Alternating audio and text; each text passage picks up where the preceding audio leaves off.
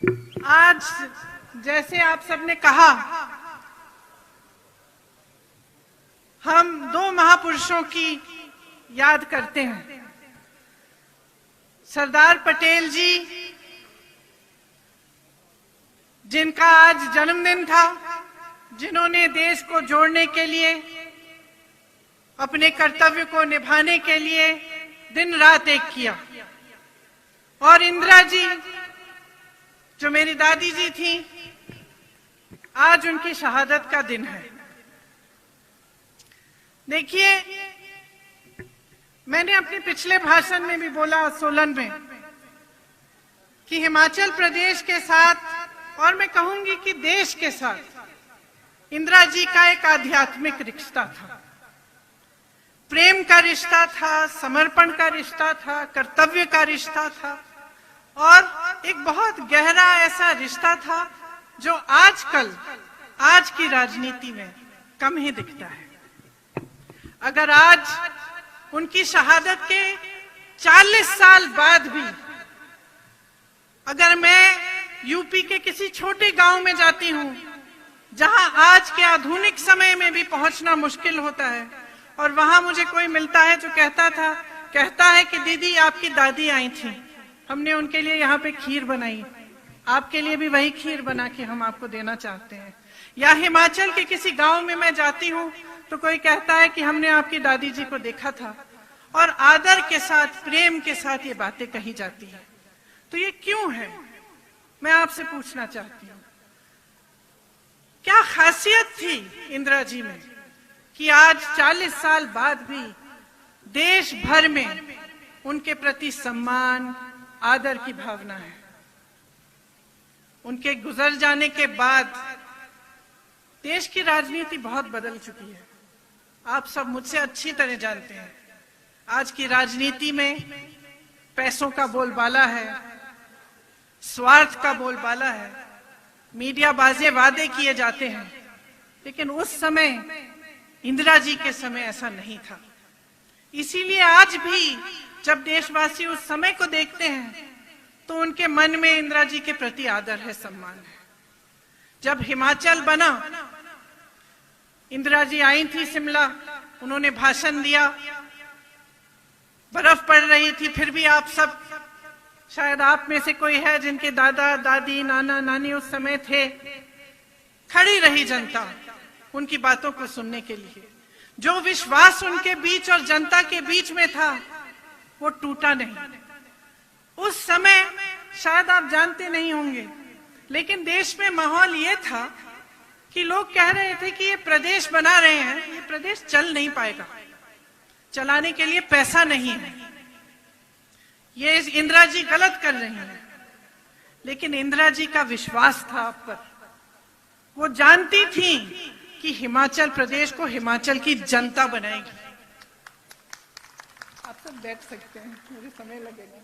बैठ जाइए, नहीं बैठ जाइए, बैठ जाइए, आप भी बैठ जाइए जी।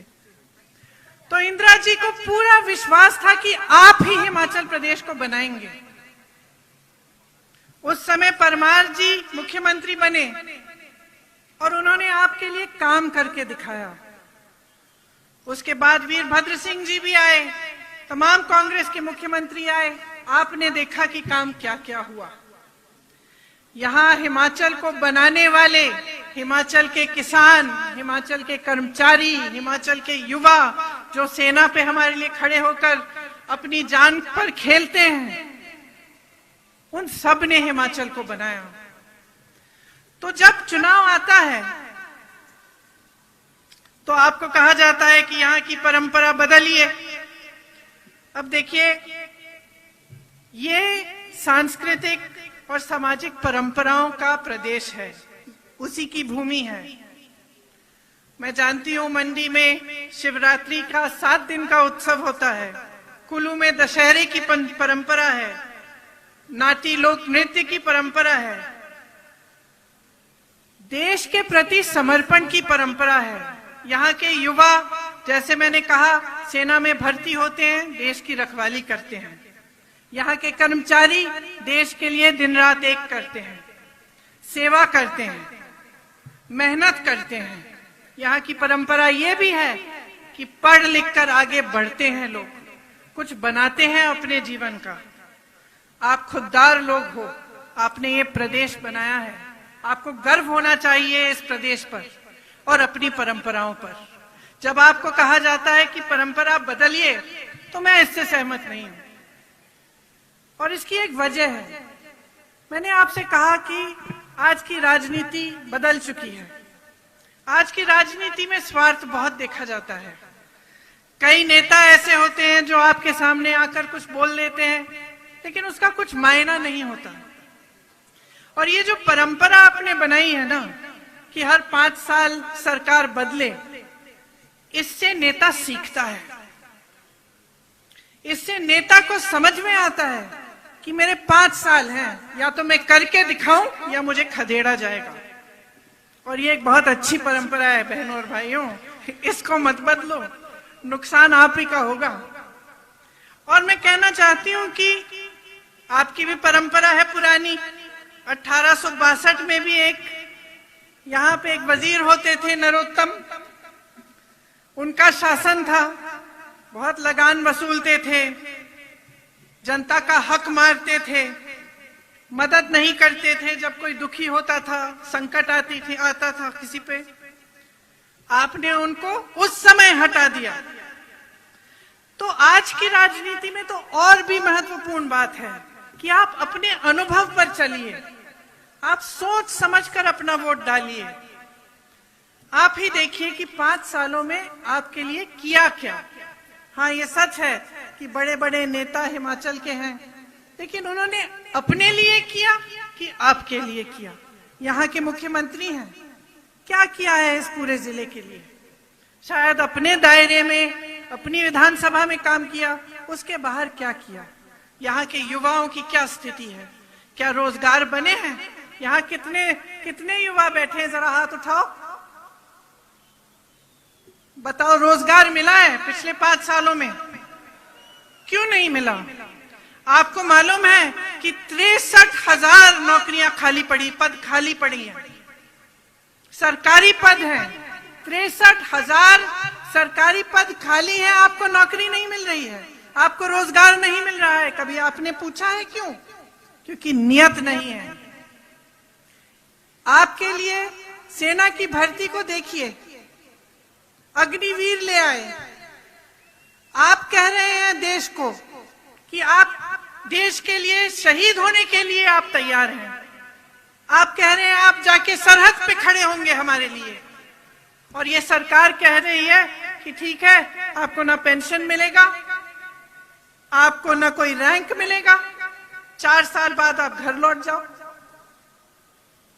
ये हालात है कि हर भर्ती में घोटाला है, चाहे यूनिवर्सिटी के शिक्षकों की भर्ती में घोटाला है, चाहे पुलिस की भर्ती में घोटाला है। तो क्या किया है नौजवानों के लिए? वही नौजवान जो इस प्रदेश को बनाने वाले नौजवान हैं, जिनका भविष्य इस प्रदेश से जुड़ा हुआ है, देश से जुड़ा हुआ है। उसी तरह से आप देखिए पिछले 5 सालों में कमर तोड़ महंगाई है। दूध, दही, आटा, सरसों का तेल, पेट्रोल, नाम लीजिए, महंगा हो गया। जीएसटी लगा दी। यहाँ पे सेब के बागबान वाले हैं, आप जानते हैं कि उसके पैकिंग के गत्ते पे भी जीएसटी बढ़ा दी है। तो हर तरफ से आपको मारा जा रहा है, चाहे महंगाई से, बेरोजगारी से। यहाँ के कर्मचारियों ने इस प्रदेश को बनाया। शायद इस प्रदेश में सबसे ज्यादा कर्मचारी होंगे पूरे देश भर में से, अगर प्रतिशत देखा जाए। लेकिन आज सरकार क्या कर रही है? आपकी पेंशन छीन ली है। तो आपकी पेंशन भी छीन ली, आप जिंदगी भर काम करेंगे। और सरकारी नौकरी के लिए क्यों चाहते हैं लोग सरकारी नौकरी? क्योंकि एक आशा होती है कि नौकरी के बाद भी जब मैं बूढ़ा हो जाऊंगा तो मेरी कोई सुरक्षा होगी, एक सिक्योरिटी होगी। वो भी छीन लिए आपसे। तो बेरोजगारी है, महंगाई है, तमाम स्कीमें इनकी ऐसी हैं जिनसे आपकी भलाई नहीं होती, इनके बड़े बड़े उद्योगपति मित्रों की भलाई होती है। आप बागबान के मालिकों से पूछिए, किसानों से पूछिए, दाम कौन तय कर रहा है आज फसल का? क्या आप तय कर पा रहे हैं? नहीं कर पा रहे हैं। बड़े बड़े उद्योगपति हैं, उन्हीं के कोल्ड स्टोरेज वही तय करेंगे दाम। आपसे खरीदेंगे 90 रुपए में और जाके बेच देंगे कितने में ही, जितना उनका जी चाहे। तो ये स्थिति है। और जब ऐसी स्थिति आ जाती है एक प्रदेश में या एक देश में, तो जनता को जागरूक होने की बहुत ही ज्यादा जरूरत है। आप मंडी की अर्थव्यवस्था को देखिए। आपकी अर्थव्यवस्था खेती, बागबानी, सरकारी कर्मचारियों पर निर्भर है। सेब, टमाटर का आपको सही दाम नहीं मिल रहा है। कोई फूड प्रोसेसिंग यूनिट यहाँ बनाया नहीं गया। यहाँ के युवाओं के लिए रोजगार नहीं मिला।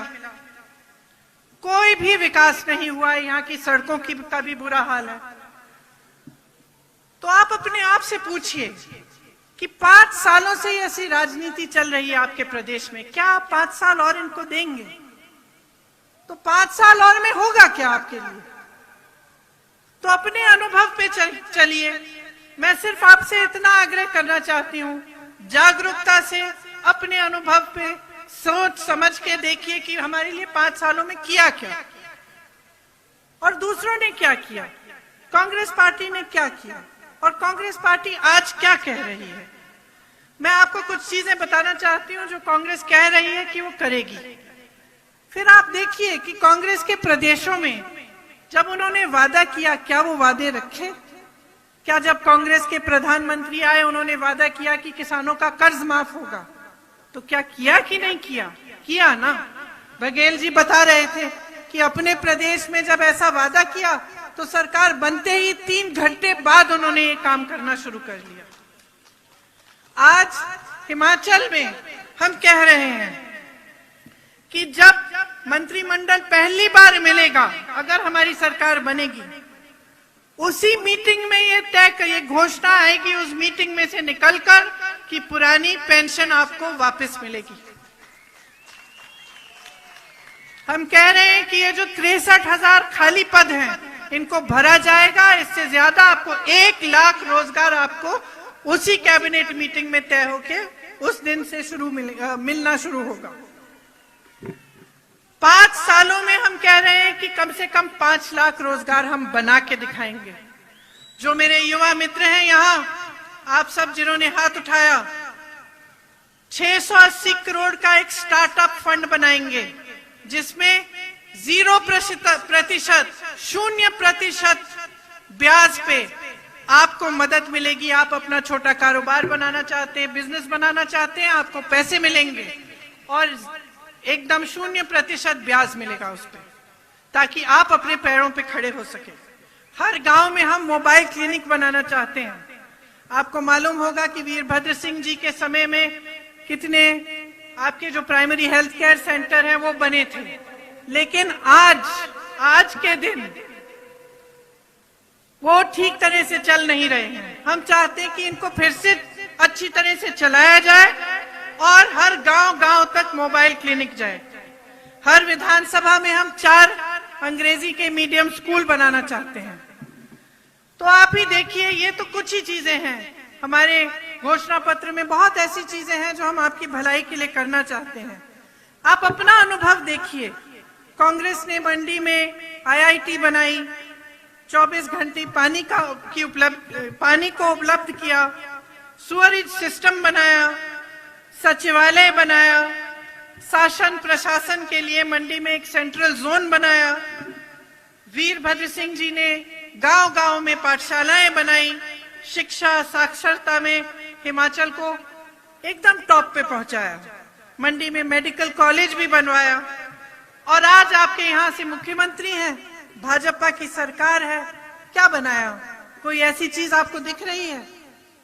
कोई IIT, कोई मेडिकल कॉलेज, पाठशालाएं, अस्पताल, कुछ दिख रहा है? कुछ नहीं किया। तो ये वही राजनीति है जिसके बारे में मैं बात कर रही थी। स्वार्थ की राजनीति है। आपके सामने आकर कुछ भी वादा हो सकता है, लेकिन वो जमीन पे नहीं उतरेगा, वो सच्चाई में नहीं बदलेगा। तो आप ही सोचिए कि आगे 5 सालों में आप चाहते क्या हैं। मैं तो कहती हूं कि सरकार बदल दीजिए, अपना भविष्य बदल दीजिए। आपसे इन्होंने पुराना पेंशन छीना, हम आपको पुराना पेंशन वापस देंगे। आपसे डिग्री छीनी, आपसे रोजगार छीना, हम आपको देना चाहते हैं। सैनिकों के लिए इन्होंने ये अग्निवीर की स्कीम निकाली, हम आपको रैंक और आपका पेंशन देना चाहते हैं। हम आपको शिक्षित करना चाहते हैं, आपके प्रदेश को आगे बढ़ाना चाहते हैं। जितने भी यहाँ नेता बैठे हैं और जो हमारे प्रत्याशी हैं, वो आपके प्रति समर्पित हैं, आपके लिए दिन रात एक करके दिखाएंगे। इसीलिए इस चुनाव में अगर आप अपना मन बनाएं और एक बार फिर वही परंपरा रखें जिनको ये तोड़ना चाहते हैं, कांग्रेस की सरकार बनाएं, तो आपको खुद अनुभव होगा कि एक नई राजनीति, एक अलग राजनीति जो आपकी भलाई के लिए चलती हो, जो आपके हित में काम करती हो, वो आपको दिखेगी। तो मैं आशा करती हूं, आप सबने मेरी बातों को बहुत ध्यान से सुना है। मैं आशा करती हूं कि वोटिंग के दिन भी आप मेरी बातों को याद रखेंगे और अपने लिए ही, अपने बच्चों के भविष्य के लिए और एक ऐसी राजनीति के लिए जो आप ही को आगे बढ़ाना चाहे, उसी के लिए आप वोट देंगे। आप सबको बहुत बहुत धन्यवाद। जय हिंद, जय हिमाचल।